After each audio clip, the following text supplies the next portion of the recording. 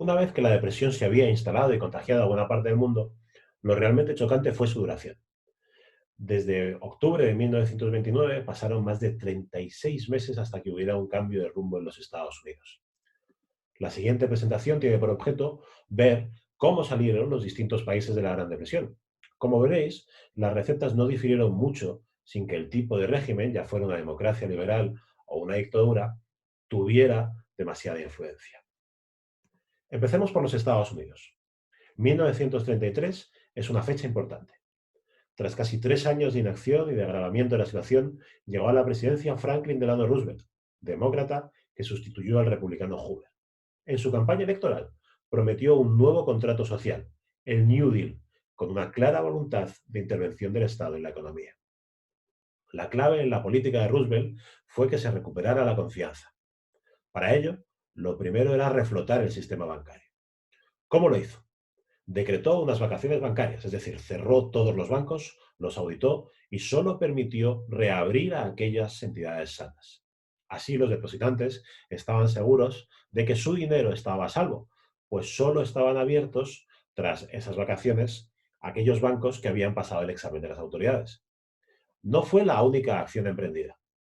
También hubo un mayor control sobre los bancos. Por un lado, se evitó que se cayera en la especulación con la separación entre banca comercial y banca de inversión.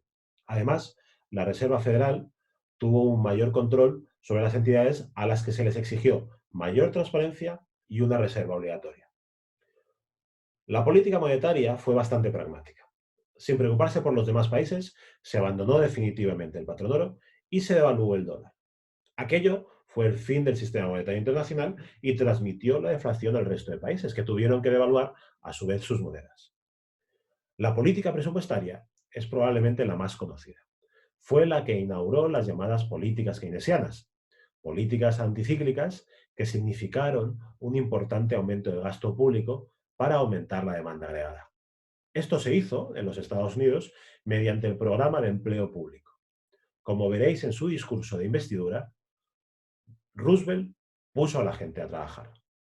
La reducción del paro fue la principal consecuencia, así como la reactivación de la economía. Otros frentes que trató de solucionar Franklin Delano Roosevelt fueron el problema agrario y la política industrial. Con respecto a lo primero, se trató de subir el nivel de vida de los agricultores. Las subvenciones para dejar las tierras en barbecho alzaron los precios. Las instituciones de crédito rural proporcionaron liquidez. Asimismo, hubo algunos proyectos como el del Valle del Tennessee, que fomentó la electrificación de la región. En cuanto a la política industrial, la NIRA reguló la actividad de la industria. Por un lado, fomentó la cooperación entre empresas y por otro, alentó la afiliación sindical. Ambas políticas, la agrícola y la industrial, tuvieron una fuerte contestación, como todo el New Deal en general. Pese a todo, el New Deal contribuyó a estimular la economía y a mejorar la situación de la gente más desfavorecida. Roosevelt fue elegido 3 veces, señal de que no lo estaba haciendo del todo mal. Una vez vistos los ejemplos de los Estados Unidos, que asimilaríamos al de las democracias liberales, pasemos a ver cómo salieron las dictaduras de corte fascista en Europa. Tendremos dos ejemplos, Italia y Alemania. El de Italia es el primer caso de economía fascista.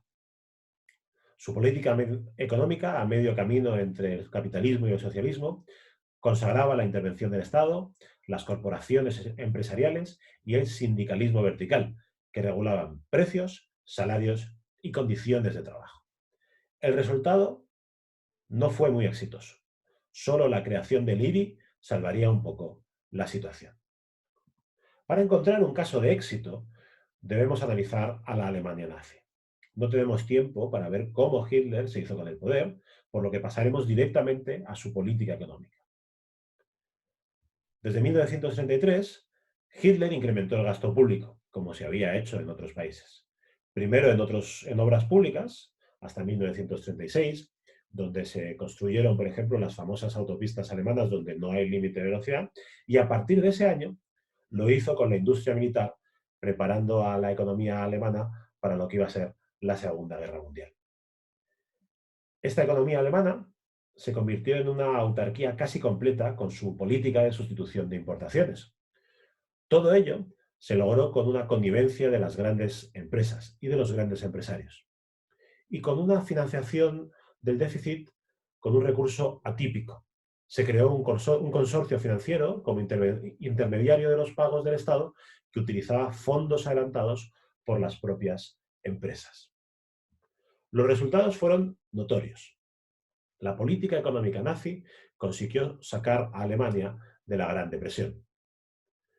Hubo resultados espectaculares en materia de producción industrial, no tanto en producción agrícola, y sobre todo una importante reducción del paro, de más de 6 millones de parados a necesitar mano de obra en algunas industrias como la construcción, la metalurgia y la química.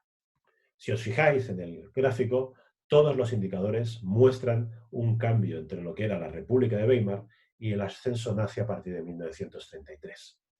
Sin embargo, este ascenso había militarizado demasiado a la economía alemana. La única salida para una máquina de guerra, como la alemana a finales de los años 30, era la Segunda Guerra Mundial. Y esa llegó en 1939.